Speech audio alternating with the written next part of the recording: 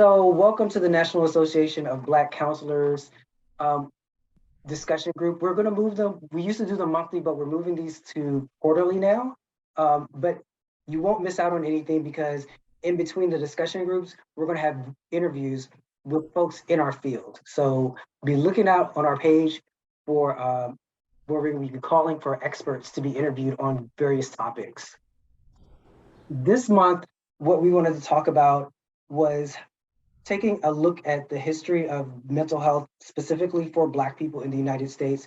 And we've had a lot of discussions. There are a lot of posts, there are conversations, blogs, YouTubes, videos, etc., that are talking about Black men. And because Father's Day was this month, we wanted to celebrate the Black men that are doing the work. So right now you have Dr. Malik and I on, and we want to have this open kind of as more of a discussion versus how we typically have experts to talk on a subject. So we're opening it up for individuals that are participating in the audience as well to participate in the conversation. And so I'm going to turn it over to you, Dr. Malik. And Dr. Malik is the president of the National Association for Black Counselors. So take it away, Dr. Malik. What a introduction! Kind of set me up there. Hello, everyone. Dr. Battle said, my name is Dr. Malik Rahim, and he kind of run everything down. We're trying to do some outstanding work and bringing you some great content. And one of the first things that we're going to do is kind of open up the discussion since it was, this past Sunday, Father's Day and Juneteenth. Kind of talk about some of the dynamics of what is Black masculinity. Um, so, Dr. Battle, what is Black masculinity to you? Ooh, so this was my dissertation topic. um, and when we started doing the research and looking at how Black men define masculinity, um, there are some common themes in masculinity across the different ethnic groups, but specifically for us, it was the ability to take care of our families, right? It was the spiritual connection and it was the emotional connection. Right. To masculinity, which differentiated it from other groups. Yes, they all had the being able to take care of their families, but other things took precedence over the spirituality and the emotional connection. Black masculinity traditionally is more about the community and less about the individual. Mm, I like that. I like that. I remember growing up on the south side of Chicago. We grew up in a housing project called Artgill Gardens until I.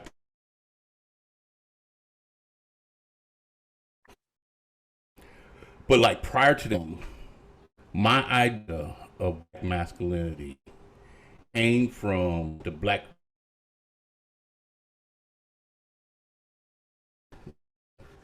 and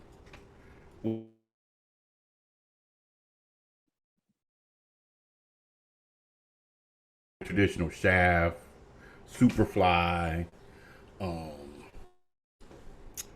those types of films. And it's like I grew up with the whole masculine view of boys don't cry, men don't cry, men hold their feelings in. You got to be strong. You got to be a provider. All that what you would call toxic now, right? But during that time frame, I think it served a purpose, right? And as I look and I look down as far as like what is masculinity to me now, I think like you said, Doctor Battle, is it's a nuance and it's a spectrum. So it's like you don't have this one clear role, but you have so many people. Unfortunately, so many young men now, and when I say young men, I go that across the spectrum because they could be as old as 70 and as young as two. Looking at that same archaic dinosauric type of view that I had before. Um, And when you look at the whole concept of strength, I think a lot of things that a lot of our brothers make, a lot of mistakes that we make is that we look at strength on how dominant we can be, how much fear we can invoke, how much respect we get, versus being strong enough to being sensitive and vulnerable, right?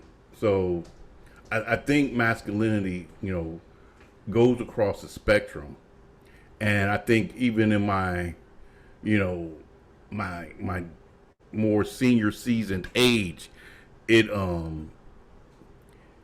it took, I think it took me becoming a father before I realized that it's okay to be sensitive and kind and empathetic. Because the first time I saw my son cry, it tore my heart out. You know, and I wouldn't classify myself as less of a man because I felt pain seeing my son in so much anguish. Now, we don't think back on it. The anguish he had was because he struck out in a baseball game, right?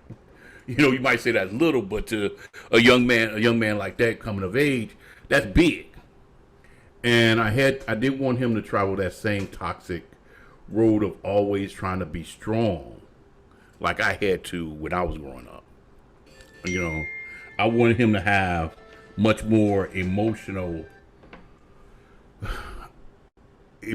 strength and emotional intelligence to be able to navigate this world as a black man.